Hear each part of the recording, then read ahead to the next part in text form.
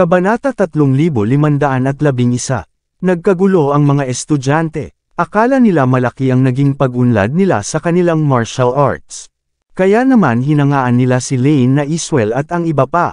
Ngunit pagkatapos na ituro ni Harvey York ang dalawang problema ng estudyante ng ganoon kadali, lahat sila ay nagpakita ng kakaibang hitsura nang makita nila ang mga mukha ng instructor. Hindi rin nila akalain na pinaglalaruan lang pala silang mga estudyante. Ang mga taong maaaring magparehistro sa isang lugar na tulad nito ay pawang mula sa mayayamang pamilya. Lahat ng tao dito ay kilalang-kilala ang isa't isa. Hindi sila magsisimula ng isang role-playing game para sa kaunting pera. Hindi ko alam kung sino sa inyong mga tanga ang nagsasanay sa mga estudyante niya sa ganitong lugar.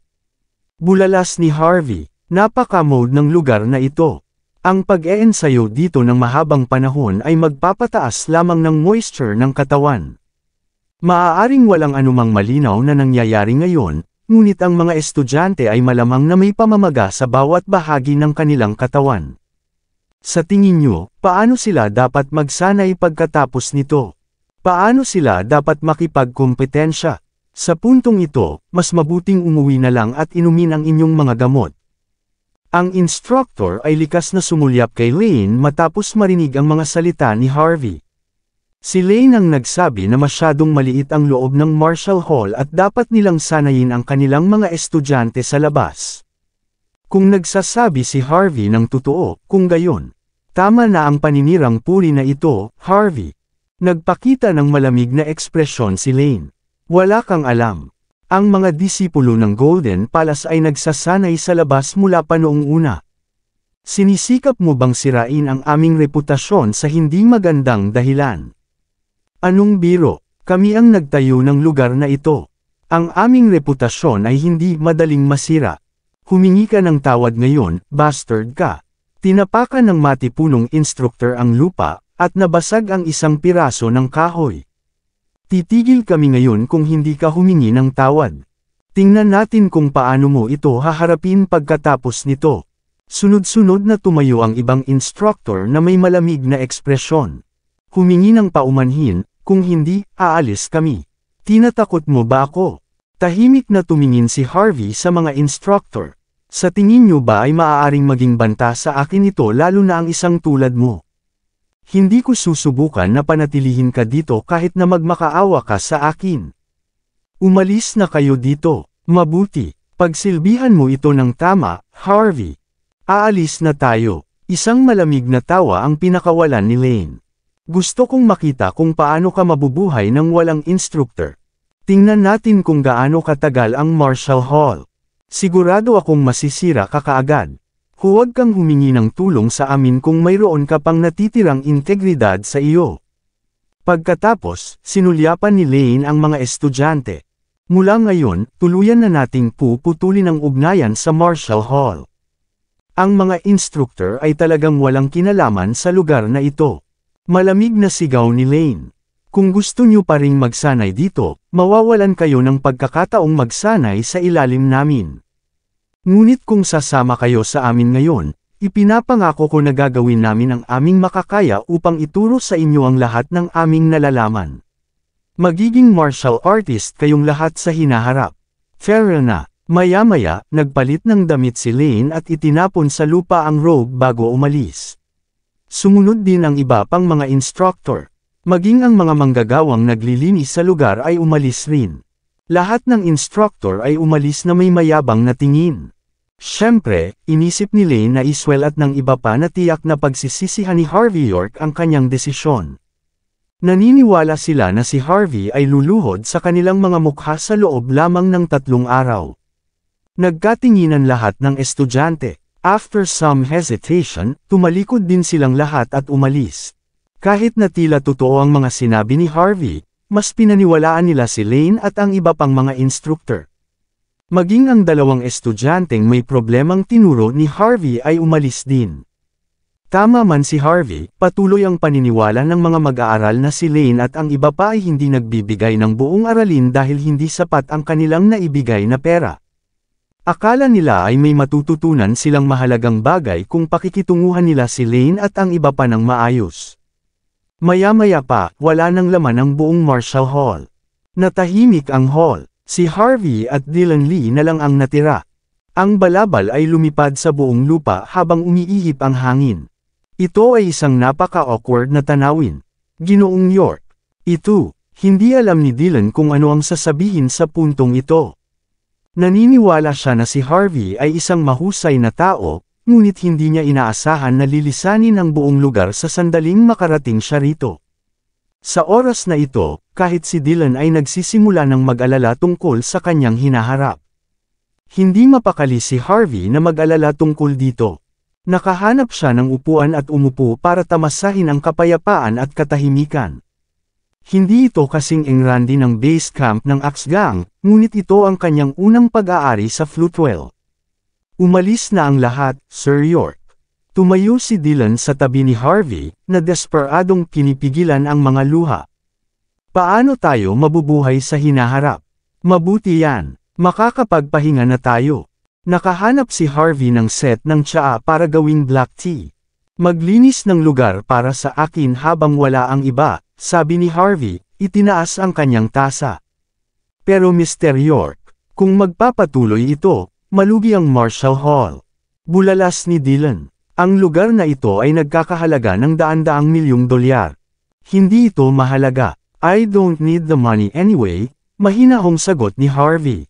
Kung mas tahimik ang lugar na ito, mas maganda. Baka gawin kong villa ang lugar na ito sa hinaharap. Sa iyo naman, hindi kita pakikitunguhan ng masama kung magpasya kang tumulong sa lugar na ito. Puntahan mo at walisin ang sahig. Siguraduhing malinis din ang bakuran. Kung hindi mo ito magagawa sa iyong sarili, kumuha ng ilang mga manggagawa upang gawin ito para sa iyo. Huminga ng malalim si Dylan. Nang aalis na siya ay natigilan siya sa nakita. Isang babaeng may magandang mukha ang naka-cross arms malapit sa entrance. Mukha siyang masaya habang paikot-ikot sa lugar. Natigilan si Harvey habang nakatalikod. Sienna Wright. Si Sienna Wright ay may kakaibang ekspresyon sa kanyang mukha habang ibinaling ang kanyang ulo. Harvey, bakit ka nandito? Ako ang may-ari ng lugar na ito. Ipinaliwanag ni Harvey ang buong sitwasyon. Sa totoo lang, wala pa akong estudyante. Tapos kakatapos ko lang sa transfer procedure. Hindi ka nandito para maging unang customer ko, di ba? Hindi. Umiling si Sienna. Nandito siya para hanapin ang kanyang matalik na kaibigan, si Lane na Iswell, ngunit medyo huli na siya para doon. Ang Marshall Hall ay desyerto na. Walang ideya si Harvey kung bakit nandito si Sienna noon. Dahil nandito ka, bakit hindi ka uminom ng tsaa bago ka umalis? Tutal, bisita ka rito, nakangiting sabi ni Harvey. Napaisip si Sienna saglit. Kailangan kong pumunta kay Uncle Torres saglit. Ngumiti si Harvey York. Siya nga pala, dapat kong imbitahan si Elder Torres para kumain ngayong sa wakas ay nagmamay-ari na ako ng lugar rito. Kailangan ko siyang tawagan mamaya. Dahil nandito ka na. Dapat sabay na tayong kumain. Pumalakpak si Sienna Wright sa sinabi ni Harvey. Okay yun. Matagal-tagal na rin mula noong maupo ako kumain kasama si Tio Torres. Kung ayos lang sa iyo, bakit hindi natin isama si Nelson Torres at Ansel Torres dito? Siyempre, gustong ilapit ni Sienna sina Nelson at Harvey dahil alam niyang average lang ang kanilang relasyon. Bahagyang tumango si Harvey bago tinawagan si Ansel. Pagkatapos ay ipinatawag niya sina Rachel Hardy at Caden Ballmer upang dalhin ang ilan sa kanilang mga tauhan sa Marshall Hall. Gusto ni Harvey na linisin ang lugar bago niya imbitahan si Colton Torres at ang iba pa. Lumipas pa unti-unti ang oras habang naghahanda ang lahat. Maya-maya pa, oras na ng hapunan. Katatapos lang mag-usap nina Harvey at Sienna nang dumating sa labas ang ingay ng mga umuugong na makina. Dumating sina Colton, Nelson at Ansel. Si Colton ay nasa mataas na espiritu, habang si Ansel ay may paggalang sa kanyang mukha. Si Nelson lang ang medyo alanganin doon. Obviously, ayaw niyang nandito pagkatapos ng maling paghusga kay Harvey noon. Pero dahil nandito rin si Sienna, wala siyang ibang choice. Alam ni Harvey ang naramdaman ni Nelson matapos makita ang mukha nito. Elder Torres, Ansel, Glad you're here, nakangiting bati ni Harvey. Ikaw din, Nelson. Salamat sa pagpapakita dito. I came for two things, sabi ni Nelson pagkatapos magpakita ng kakaibang tingin. Sinabi sa akin ni Ansel ang tungkol sa nangyari sa gymnasium.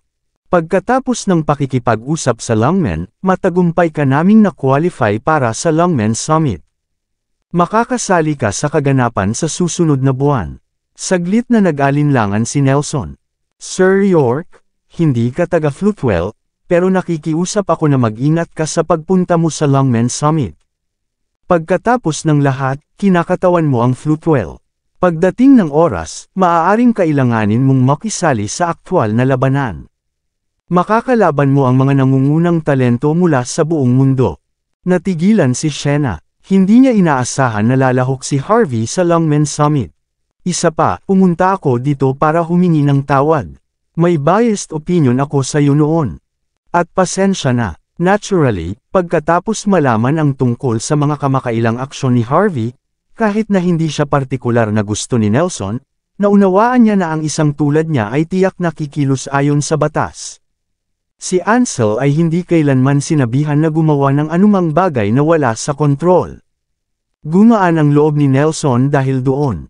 Siyempre, may iba pang dahilan. Maging si Colton ay tumangala kay Harvey. Malaki rin ang utang na loob niya rito. Walang ibang pagpipilian si Nelson kundi saluduhan si Harvey, kahit gaano pa siya nag-aatubili. Kaya pala siya nagpakita dito. Kung gayon, diretso ako sa punto. Magbabaon kami ng sama ng loob dito dahil naging mabait ka na lumitaw dito. Iinom tayo hanggang madaling araw. Isang matamis na ngiti ang ipinakita ni Harvey habang mahusay siyang magsalita. Isang grupo ng mga tao ang pumasok sa bulwagan upang maghanda ng pagkain. Vroom! Habang ang isang grupo ng mga tao ay masayang nagiinuman at nagkukwentuhan, isang hanay ng mga itim na sasakyan na umuungal sa gabi ay bumungad sa harap ng Marshall Hall. Maging ang kapaligiran ay bahagyang naging malamig noon. Tuluyan nang napalibutan ng convoy ang lugar nang tumingin si Harvey York at ang iba pa sa labas. 12-12 ng tao ang bumaba sa sasakyan, pinagmamasdan ang buong lugar na may mabangis na tingin.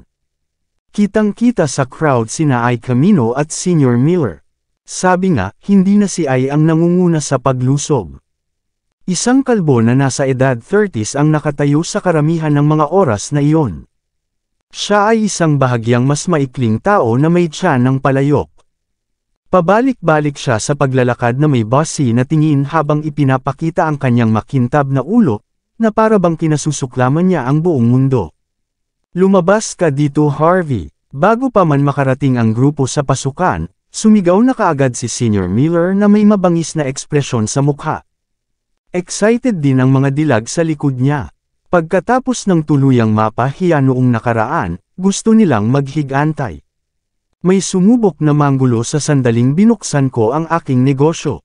Maglaan lang kayo ng oras dito. Titingnan ko. Bahagyang ngumiti si Harvey bago sinenyasan sina Dylan Lee, Hayden Ballmer, at Rachel Hardy na lumabas. Si Shena Wright at ang iba ay nagpatuloy sa kanilang pagkain. Kung tutuusin, magiging masama kung sila ang maging sentro ng atensyon ng host. Lumapit si Harvey sa entrance at nakita niyang nagsisiksikan ang mga tao sa lugar kasama si Ay at ang iba pa. Oh, Mr. Camino, hindi inaasahang sabi ni Harvey na may ngiti sa labi. Ikinagagalak ko na makita kita rito. Ang bilis mong nakalabas sa kulungan. Hindi ko akalain na ikaw ay nasa oras na para sa hapunan. Pero sayang hindi kita madala dito ngayon. Pagkatapos ng lahat, wala akong sapat na upuan para sa iyo. Kailangan mo nang umalis. Kalmadong wika ni Harvey habang winuwagayway ang kanyang mga braso, parang may binubugaw na langaw. Hihihi. Tawa ng tawa ang mga dilag na para bang may tinitingnan silang clown. Baliw talaga ang taong ito. Hindi ba niya nakikita ang lahat ng sasakyan at tao dito? Si Master Camino at ang iba ay tahasang nagpapakita ng kanilang lakas. Na-overwhelm talaga siya. May death wish ba siya o ano? Tapos ka na, Harvey. How dare you keep coming at us? How dare you send Mr. Camino and us sa kulungan? Ang iyong hipag ay nangikil pa sa akin ng daan-daang libong dolyar para lamang sa kanyang hangal na set ng tsaa. Hindi ka namin papakawalan ng madali ngayon, bastos ka. Wala akong pakialam kung paano ka nakarating sa Marshall Hall. Susunugan ko ito hanggang sa maging abo.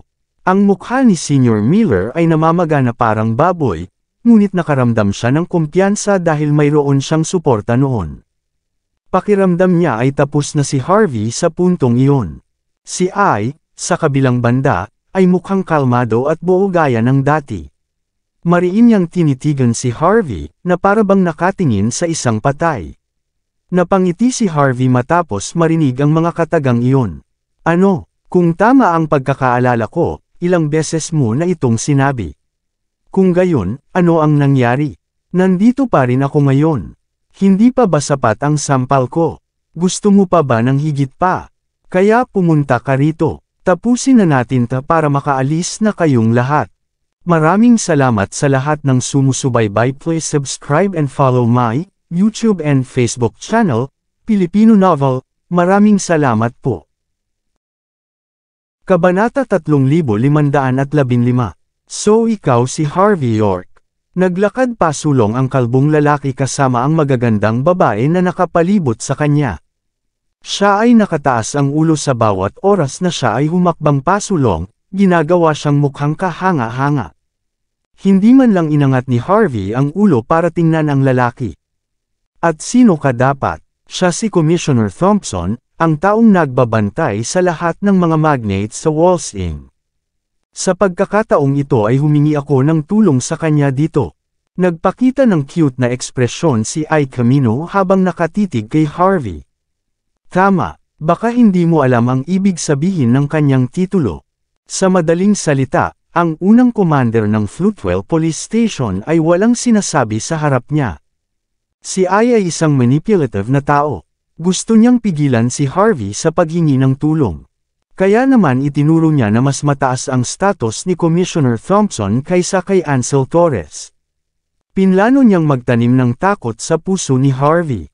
Tumawa lang si Harvey. Commissioner, magpatuloy. Akala ko si Clyde Osborne mismo ang magpakita para sa akin. Tuldok, talagang tinakot mo ako saglit dyan. Malamig na tumawa si Ai. Si Prince Osborne ay isang abalang tao. Wala siyang oras makipagdeal sa maliliit na fries na tulad mo. Bulalas niya, masasabi ko na ito sa iyo ngayon. Nagpakita ng kumpiyansa na ekspresyon si Senior Miller. Maging ang iyong mga backup ay hindi makakatulong sa iyo ngayon. Kung ayaw mong maniwala sa akin, tumawag ka ng pulis. Tingnan mo kung may pakialam sila. Nakataas ang ulo ng mga dilag, na parabang hinihintay na ipahiya ni Harvey ang sarili. Malamig na tumawa si Ai. I've never asked the police on my side, cool na sagot ni Harvey. Hindi ako dapat matakot, sinusunod ko ang batas noon pa man. Ginagawa lamang ng pulisya ang kanilang trabaho sa pagprotekta sa batas at kaayusan. Kung talagang may kinikilingan si Direktor Torres gaya ng sinasabi mo, dapat itapon mo ako sa likod ng mga rehas at hindi tumayo dito at magpakitang gilas. Sige, Harvey, sapat na ang usapan. Nag-cross arm si Commissioner Thompson at naglakad pa punta kay Harvey na nakaumbok ang tiyan.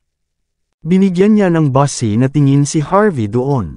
Mabuting kaibigan ko si Prince Osborne.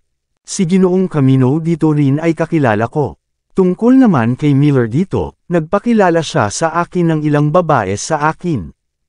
Umubo si Commissioner Thompson sa sandaling napagtanto niyang may sasabihin siya na hindi niya dapat sinabi. Nabugbog mo si Miller, dahilan para bumagsak ang play ng strip murder. Siya ay nagdusa ng maraming pagkalugi dahil sa iyo. Pinunit mo pa ang card ni Prince Osborne. Sabihin mo sa akin, hindi mo ba dapat ako bigyan ng paliwanag? Dapat nabibigay ka ng pahayag sa akin ngayon. Nag-flash ng malamig na sulyap si Commissioner Thompson habang nakatingin kay Harvey. Hindi siya nagsasalita ng marami, at hindi rin siya partikular na nakakatakot, ngunit tiyak na nakasuot siya ng isang mapagkunwari na hitsura. Para bang mapupunta ang lahat sa kanya sa pangalawang pagkakataong magsalita siya. Gusto mo ng pahayag? Ngumiti si Harvey bago sinukat si Commissioner Thompson. Kabilang ka sa nangungunang 10 pamilya, tama ba? So alam mo na. Itinaas ni Commissioner Thompson ang kanyang ulo na may mapagmataas na ekspresyon, tumawa siya. Ang tinatawag na mga commissioner ay may kahanga-hangang mga background at kapangyarihan. Ngunit ang lahat ng iyon ay walang ibig sabihin bago si Harvey. Ang mga taong tulad ni Commissioner Thompson ay walang karapatang humingi ng pahayag kay dito. Bakit hindi mo sabihin sa akin kung anong uri ng pahayag ang hinahanap mo? Nakangiting tanong ni Harvey, anong klaseng pahayag? Nanlamig ang ekspresyon ni Commissioner Thompson. 3 bagay. Number 1. Gusto ko ng $1.5 bilyong mula sa iyo. Number 2. Magpakumbaba at baliin ang isang braso, pagkatapos ay humingi ng tawad kay Mr. Camino. Tuldok. Number 3. Kunin mo ang iyong asawa at hipag na pagsilbihan kami ng isang buong buwan. Hindi bababa sa isang araw. Itinaas ni Commissioner Thompson ang 3 daliri na may malamig na ngiti sa kanyang mukha. Siyempre, hindi ka obligadong sumang-ayon sa mga tuntunin. Pero kung hindi, wala akong choice kundi ibalik ka at makipagkwentuhan ng matagal sa iyo. 12-dosenang mga nakadamit na lalaki ang humakbang ng may mga nanlilisik na tingin, na parang handang ibagsak si Harvey York at sirain ang Marshall Hall. Napabuntong hininga si Harvey, maaaring palayain kita kung ang gagawin mo ay magsalita ng malaki sa harap ko. Dapat may gana kang mamatay para samantalahin ang mga taong ganyan. How dare you? Lumakad si Senior Miller na may lumalabas na usok sa kanyang bibig. Ganyan gumagana si Commissioner Thompson. How dare you reply to her like this? Gusto mo bang mamatay o ano? Hayaan mo akong sabihin sa iyo. Kahit na makuha mo si Ansel Torres para suportahan ka, makukuha pa rin namin si Commissioner Thompson na Yuricon ka. Ano, hindi ka ba masaya dito? Anong magagawa mo dyan? Ikaw lang ang nabubuhay na manugang. Pawn ka lang ng isang tao. Sino ka ba sa tingin mo, parati na lang lumalapit sa amin ng ganyan? Ano, magpakitang tao ka pa ba? Hindi ba dapat kahanga-hanga ka? Hindi mo iginalang kami ni Lord Camino, pinilit mo rin si Mrs. Lee na lumuhad at humingi ng awa. Sa tingin mo ba isa kang big shot? Tapos suntukin mo ulit ako. Hindi ka maglalakas loob di ba? Lumapit si Senior Miller kay Harvey na may bossy na tingin. Hindi siya makapaniwalang may lakas ng loob si Harvey na sampulin siya sa harap ni Commissioner Thompson. Gusto niyang ipahiya ng tuluyan si Harvey. Gusto niyang mapahiya si Harvey sa harap ng lahat ng nandito. Sa ganitong paraan, mako-corner si Harvey. Gusto rin siyang masampal ni Senior Miller. Hindi niya mapapatawad ang sarili niya kung hindi niya tuluyang mawalan ng kakayahan si Harvey noon. Kaya naman gusto niyang makita kung talagang maglalakas loob si Harvey na gumawa ng anumang aksyon. Lahat ng magagandang babae ay tumingin kay Harvey ng may pagkainis. Iniisip nila kung talagang maglakas loob siyang magpakitang gilas o gumawa ng kahit ano. Sumulyap si Harvey kay Senior Miller na tila batulala ang tingin. Malamig na tumawa si Senior Miller habang lumingon sa likod. Ano, ipakita mong muli sa lahat ang mayabang mong hitsura. Ipadama kung gaano kakahanga-hanga sa mga sampal mo. Sampal. Itinaas ni Harvey ang likod ng kanyang palad pasulong na may walang pakialam na ekspresyon sa kanyang mukha. Napasigaw si Senior Miller sa sakit at tinakpan ang kanyang mukha habang pinalipad siya. Nabangga niya ang 12 tao sa likuran niya habang ang kanyang ilong at bibig ay ganap na pumangit sa pagkakataong ito. Ang lugar ay isang ganap na magulo. Sumigaw ang mga magagandang babae habang hindi makapaniwala. Sinampal niya pa rin si Senior Miller. Nakatayo si Commissioner Thompson na nagyelo. Hindi niya akalain na may hindi gumagalang sa kanya sa harap ng mukha niya. Si Commissioner Thompson ay nagngangalit sa galit. Akala ba ng bastard na ito ay palamuti lang ako o ano? Si Commissioner Thompson ay isa sa nangungunang 10 pamilya. Ang isang lalaking tulad niya ay hindi tatanggap ng insulto. Bastos! How dare you! Lumabag ka sa batas! Si Commissioner Thompson ay may malamig na ekspresyon sa kanyang mukha. Sa tingin mo ba wala ako, Harvey? 12-dosenang mga nakadamit na lalaki ang humakbang sa tunog ng sigaw ni Commissioner Thompson. Ang mga lalaki ay may mabangis na ekspresyon sa kanilang mga mukha habang sila ay ganap na napapalibutan si Harvey. Nagkibit balikat lang si Harvey. Wala ba sa inyo ang nakarinig nito? Ang dami nyo dito. Ang lalaking iyon ay halos nagmamakaawa sa akin na saktan siya. Ginawa ko lang ang sinabi niya. Paano ako nagkamali? Ginagalit mo ako, bastard. Nagawa mo na. Binunot ni Commissioner Thompson ang kanyang baril at inalis ang kanyang safety lock bago itinutok kay Harvey. Ihahatid na kita ngayon. Maaari mong subukang lumaban. Pero babarilin kita ngayon kung gagawin mo. Malinaw, hindi maaaring magbigay ng pahayag si Commissioner Thompson kay Clyde Osborne kung hindi pa siya nakikipag-ugnayan kay Harvey noong panahong iyon. Kung hindi niya kayang hawakan ang gayong maliit na prito, hindi niya maipapakita ang kanyang mukha sa mga tao sa kanyang bilog sa hinaharap. Siya pa nga ang magiging pinakamalaking biro ng H-Country kung hindi siya mag-iingat. Talagang ipapahiya niya ang nangungunang 10 pamilya. Nagsisigawan ang mga lalaking dinala niya habang naghahanda, inalis ang safety lock sa kanilang mga baril, na para bang gagawin nilang basket si Harvey. Mabilis na napa-atres si Ay Camino at ang iba pa habang excited na nanunood ng palabas. Takot silang mahuli sa crossfire, pero gusto pa rin nilang masaksihan kung paano mamamatay si Harvey. Hindi ba dapat ikaw ang maalamat na Dragon Guard Commissioner ng Walsing?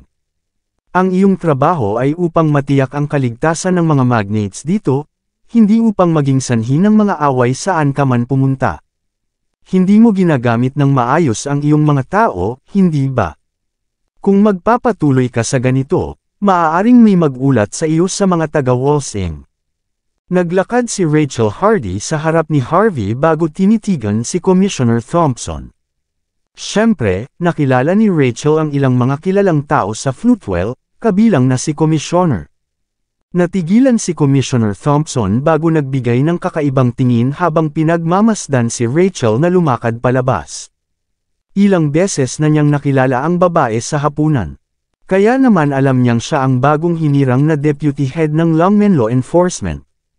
Siya ay may pambihirang pagkakakilanlan, na naglilingkod lamang sa ilalim ng isang tao. Sa kanyang balingkinita na figure at magandang mukha, naging sikat na pangalan si Rachel pagkatapos ng maikling panahon sa Floatwell. Gusto siyang makita ni Commissioner Thompson ngunit hindi ito nagtagumpay. Bahagya siyang damilat na may malungkot na ekspresyon sa kanyang mukha. Iniisip ko kung sino yun. Ikaw ang deputy head ng Longmen Law Enforcement. Dahil dyan, dapat may nakalimutan ka. Ang Longmen Law Enforcement ay tumatalakay lamang sa mga bagay tungkol kay Longmen. Wala kang masasabi sa ibang bagay. At saka, hindi ko na kailangang mag-ulat sa iyo tungkol sa aking pribadong negosyo ngayon, hindi ba? Naturally, alam ni Commissioner Thompson na si Rachel Hardy ay may pambihirang pagkakakilanlan na hindi niya kayang labanan. Pero wala siyang choice kundi talunin si Harvey York. Kung hindi, wala siyang maipapakita kay Clyde Osborne. Humalaklak si Rachel. So sinasabi mong ipaglalaban mo ako kahit anong mangyari. Natigilan si Commissioner Thompson bago malamig na bumulalas. Tinatawag lang kitang Deputy Chief bilang paggalang sa iyo. Huwag mong isipin kahit isang segundo na talagang kahanga-hanga ka. May mga bagay na hindi mo maaaring panghimasukan. Halimbawa, wala kang karapatang sabihin sa akin kung ano ang gagawin dito. Siya'y ngumiti. Sa tingin ko mali ang pagkakaintindi mo. Sa tingin mo ba busy akong tao? Nandito lang ako para bigyan ka ng babala alang-alang sa ating pagpapakilala. May ilang mga bagay na magkakaroon ng matinding kahihinatnan. Kapag nilampasan mo ang kalsadang ito, wala nang babalikan. Kumunat ang noo ni Commissioner Thompson bago kusang hinimas ang kanyang mamantika na mga St. Edo. Sino siya? Malamig niyang tanong habang nakatitig kay Harvey. Sumandal si Rachel sa balikat ni Harvey na may ngiti sa labi. Kung gusto ni Sir York, pwede akong maging babae niya. Natahimik si Harvey. Naiingit at nainggit sina Ay Camino, Senior Miller, at ang iba pa nang marinig ang mga salitang iyon. Hinahayaan ng Diyosa ang bastard na ito na gawin ang anumang gusto niya sa kanya. Nanunuya si Commissioner Thompson, kamangha-manghang. Hindi ko inaasahan na mayroon kang taong ipagtanggol pagkatapos na nasa posisyon na iyon sa loob lamang ng ilang araw. Ang babaeng ito ay nagpapakita rin ng husay saan man siya magpunta. Ang sabi, binugbog niya talaga si Miller at naging sanhi ng paghirap ng negosyo namin. Pinunit pa niya ang card ni Prince Osborne. To be honest, I can't let him off the hook kahit na ikaw ang deputy head ng law enforcement. Isasama ko siya kahit anong mangyari. Hindi pa ba siya sapat sa'yo? Paano naman ako? Isang malamig na tono ang umalingaw mula sa loob ng bulwagan. Inangat ni Caden Ballmer ang kanyang ulo at naglakad sa tabi ni Harvey. Matapos makitang lumitaw si Rachel, hindi niya naiwasang humarap din kay Harvey. Caden, isa sa mga pinuno ng Gang of Six. Alam ni Commissioner Thompson kung sino si Caden. Alam din niya na si Caden ay isang matigas na tao. Bahagyang nagbago ang ekspresyon ng mukha niya nang makita ang nakita. Ano, hindi pa ba sila sapat para sa'yo? Kung gayon, ano ang tungkol sa akin? Nang medyo nagsisimula ng mag-alala si Commissioner Thompson, lumitaw si Ansel Torres na naka-cross arms. Muling nagbago ang ekspresyon ni Commissioner Thompson. Hindi niya inaasahan na poprotektahan pa rin ni Ansel si Harvey kahit sa sandaling ito. Kung hindi sapat ang kapatid ko para sa iyo, nandito rin ako.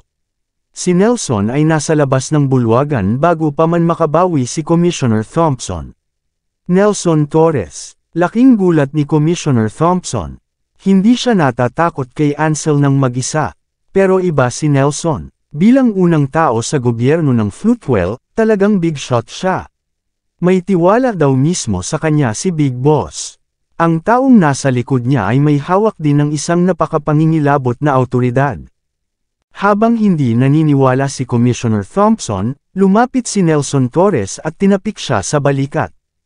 Si Sir York ay isang mabuting kaibigan ng aking kapatid. Napatingin din ako sa kanya. Higit sa lahat, malaki ang utang na loob ng tatay ko sa lalaking ito. Kasama si Chief Ballmer at Deputy Chief Hardy dito. Hindi ba dapat igalang mo kaming lahat? O sinasabi mo bang gusto mong magpakita rin dito ang tatay ko? O sa halip, gusto mo bang imbitahan ang taong dapat mong protektahan? Sa sandaling iyon, tuluyang nawala ng kulay ang mukha ni Commissioner Thompson. Malamig na tumawa si Nelson bago hinampas ng likod ng palad si Commissioner Thompson sa lupa. Oh, ang mukha ni Commissioner Thompson ay ganap na namamaga habang siya ay nakasalampak sa lupa. Kahit isang ngipin may lumabas sa kanyang bibig matapos makatanggap ng isang sampal sa mukha. Kung hindi dahil sa tulong ni Ike Camino, hindi rin siya makakatayo noon. Sa paghusga dito, malinaw na tumayo si Nelson para kay Harvey. Napakalakas din ng sampal. Si Nelson ay hindi gaanong nakalaan kay Commissioner Thompson. Sabay-sabay na sumigaw ang lahat ng nakadamit na lalaki, ayos ka lang ba, Commissioner Thompson? How dare you hit him like that? Sigaw ng isang magandang babae. Hindi mo ba kilala kung sino siya? Gulat na gulat ang ibang mga dilag.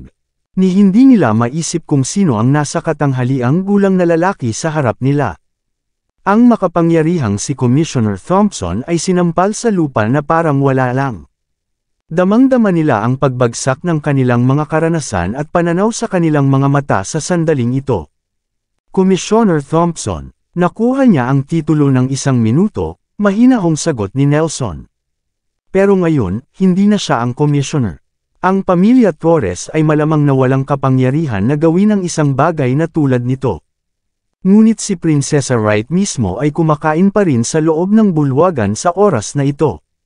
Si Commissioner Thompson ay may tungkuling protektahan si Shannon Wright, ngunit pagkatapos ay nagpakita siya kasama ang kanyang Dragon Guard upang samantalahin ang mga tao.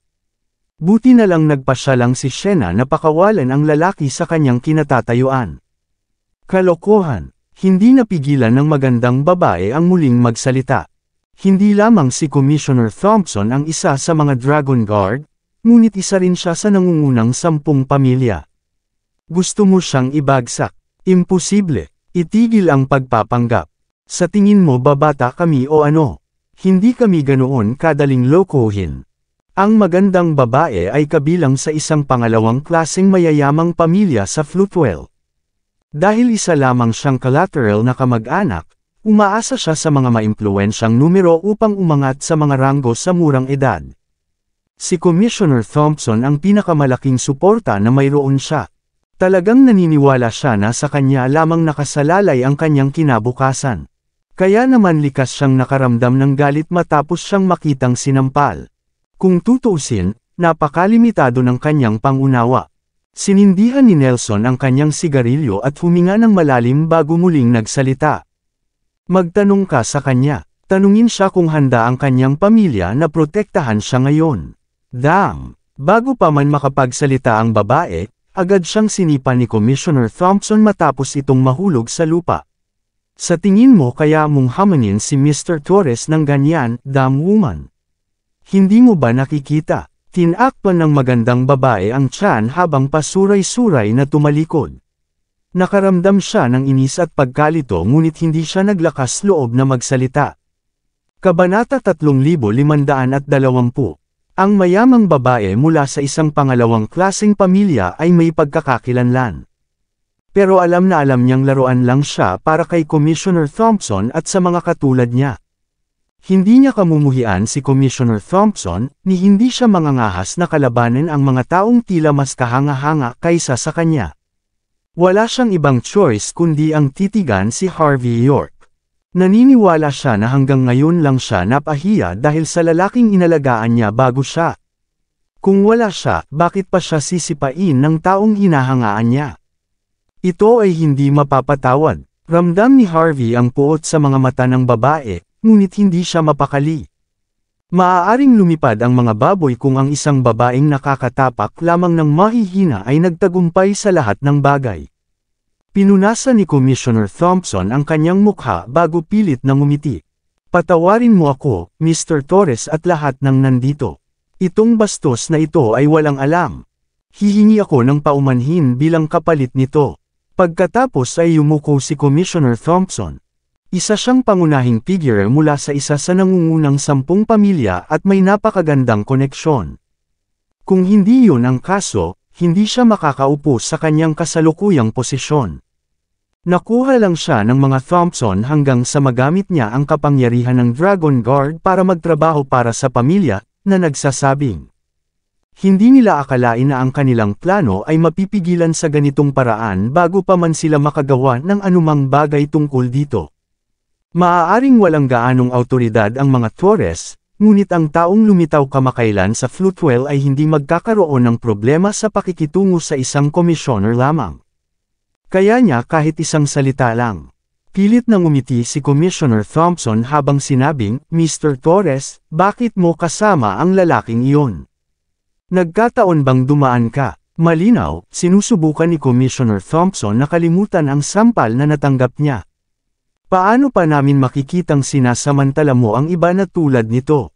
Kung wala kami dito sa simula, hindi namin mapapanood na inaabuso mo ang iyong awtoridad ng ganito.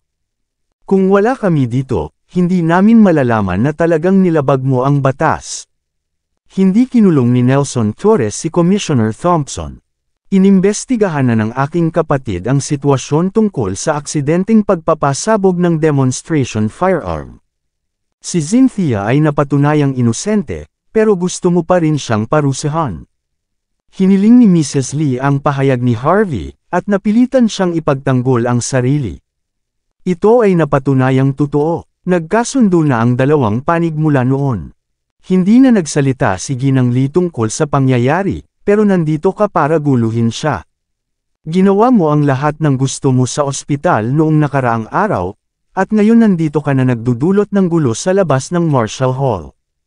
Talaga bang outlaws kayo? Ano ang ibig sabihin ng batas para sa inyo? At humingi ka pa ng $1.5 billion. Nasisiraan ka na ba ng loob? Gusto mong magpakumbaba si Harvey at mabali ang sariling braso. Gaano ka kawalang hiya? Hindi ko akalain na ang isang tulad mo ay gagawa ng isang bagay na kasuklam-suklam. Pero sa ngayon, mukhang isa lang kayong grupo ng mga maldito. Kung hindi kayo haharapin sa lalong madaling panahon, ang reputasyon ng Floatwell ay ganap na masisira. Magre-resign ako bukas. Ang titig ni Nelson ay malamig na parang yelo. Kung hindi, maaari akong magsimula ng isang pagsisiyasat sa inyong lahat nang hindi ginagamit ang kapangyarihan ng alinman sa mga panloob na kawani. Huwag kang mag-alala, hindi kailanman aabuso ang pamilya Torres sa aming awtoridad. Talagang gagawin namin ang lahat sa pamamagitan ng libro. Sigurado akong masisiyahan ka sa mga resulta.